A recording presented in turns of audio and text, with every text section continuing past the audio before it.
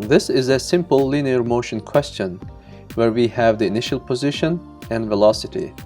In the end, we report the final position in meters. Here is a visual representation of this question. The object is located at x0, which is the starting position, vx is the velocity vector, and t is the time passed. The end position is equal to the starting position plus velocity times t. We will turn this formula into the Python code and calculate the final position. We start coding by writing the formula first.